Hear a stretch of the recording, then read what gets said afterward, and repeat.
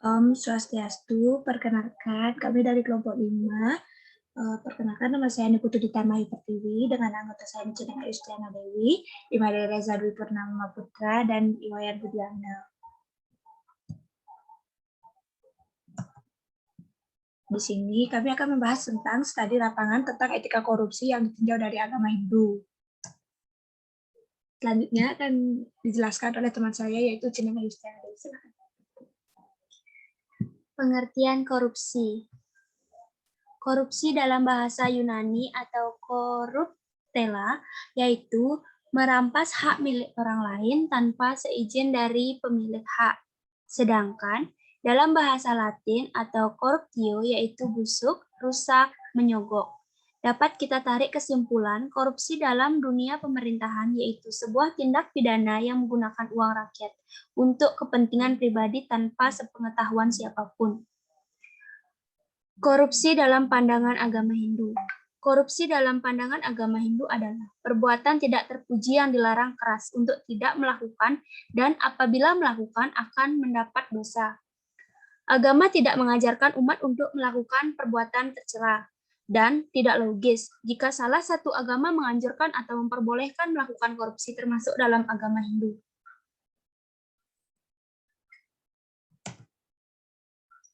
Agama Hindu melarang keras untuk menjauhi tindak korupsi, karena dalam agama Hindu terdapat panca masendiri atau penyebab nokta hitam normal, yaitu yang pertama madat atau narkoba, yang kedua mamunyah atau mabuk, ketiga madom atau zina, keempat memotoh atau judi, yang kelima memaling atau mencuri atau korupsi. Panca masendiri adalah sesuatu perilaku yang harus dijauhi umat dalam agama Hindu. Tertera dalam sila kelima yakni memaling atau korupsi yang harus dijauhi. Pelaku memaling atau korupsi akan dikenakan sanksi hukuman mati. Sanksi tersebut diberlakukan sejak Ratu Sima memerintah Kalijangga di Jawa Tengah 632 Masehi. Di Bali, yang mayoritas masyarakatnya beragama Hindu, menganggap korupsi sebagai kejahatan yang luar biasa. Korupsi harus diwaspadai karena mulai dari kalangan bawah hingga kalangan atas atau pejabat yang sangat mudah melakukan korupsi.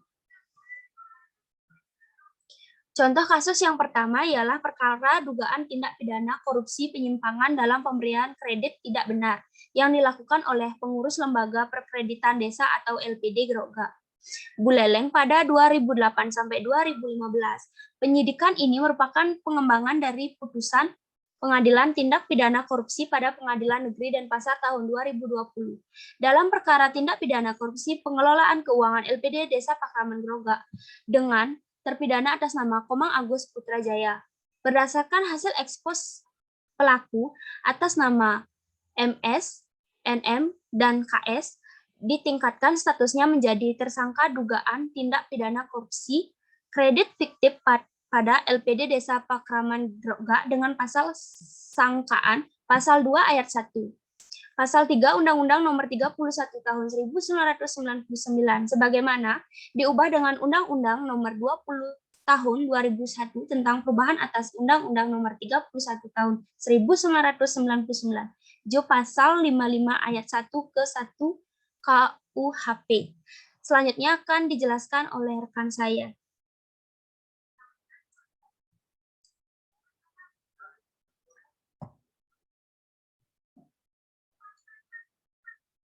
Untuk Reza dipersilahkan. Baik.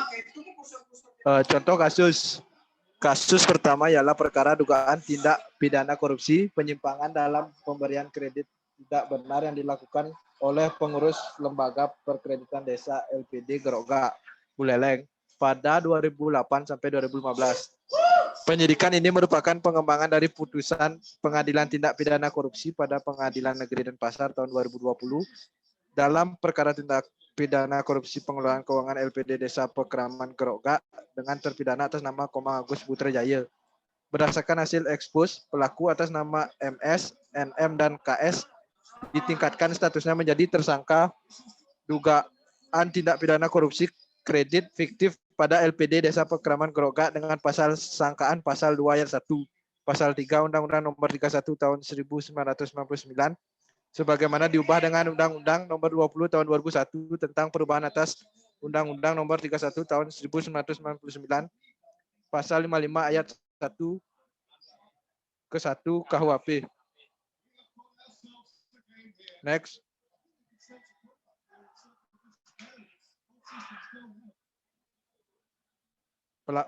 Contoh kasus kedua.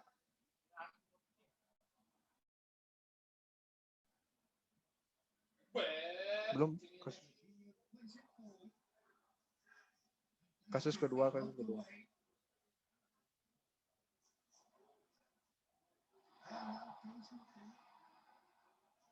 Kasus kedua, adapun pelaku atas nama GG telah meninggal dunia pada tahun 2018, sedangkan pelaku DKM telah mengembalikan uang IPD Desa Pekeraman Keroga yang digunakan sebagai dana pribadi pada Oktober 2019. Lanjut kami. Kenapa? Yang ini langsung. Pandangan Hindu tentang korupsi sesuai Kitab Suci Weda. Dalam Kitab Suci Hindu zaman ini disebut dengan Kali Yuga atau zaman kegelapan spiritual yang merupakan zaman terakhir dari zaman-zaman sebelumnya, yaitu Dwapara Yuga, Treta Yuga, dan Kerta Yuga. Kali Yuga suatu zaman yang ditandai dengan perilaku adharma, yaitu merosotnya kualitas moral di semua aspek kehidupan. Tanda-tanda zaman itu sangat jelas kita saksikan di sekitar kita, seperti anak sudah berani melawan orang tua, umur manusia semakin pendek, kejahatan merajalela, sifat-sifat mementingkan diri sendiri. Korupsi justru dilakukan oleh orang-orang yang sudah berkecukupan secara materi. Kecenderungan merusak alam Indonesia ini sangat menyedihkan, memang menyandang gelar sebagai salah satu negara terkorup di dunia. Penyebab utamanya adalah pembangunan mental spiritual yang dilakukan selama ini tidak mendapatkan porsi yang cukup dalam membangun jati diri kita, dan orientasi manusia modern adalah materi. Disinilah pentingnya pendidikan rohani diterapkan dalam kehidupan, mulai dari SKUP yang paling kecil, yaitu keluarga masing-masing sebagai benteng utama. Next.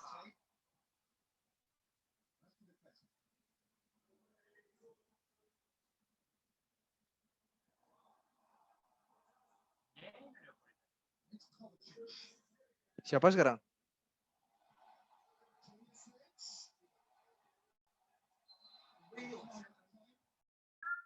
Untuk Wayan dilanjutkan, Wayan ya. Ya, terima kasih. Korupsi dalam pandangan Hindu atau Weda secara umum telah disabdakan Tuhan dalam Kitab Suci Weda sebagai berikut. Satwam Bratam Ugraniksa Tampo Brahmo Yanah Pertiwi Rayanti Sana Voltasya Bahwasya Pratni Urum Loko Pertiwi Nama Kroti. Lanjut.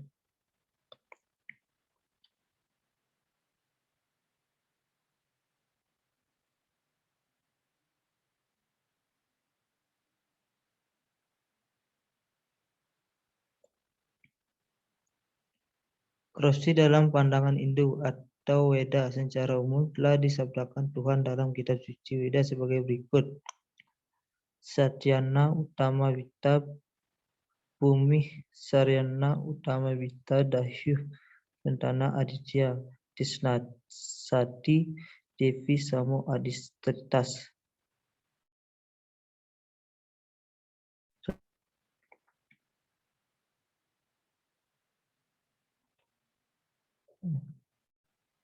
Om Santi Santi Om. Saya kembalikan dengan koordinator. Baik, sekian dari presentasi kelompok kami. Jika ada salah kata, kami mohon maaf. Kami tutup dengan salam sakti.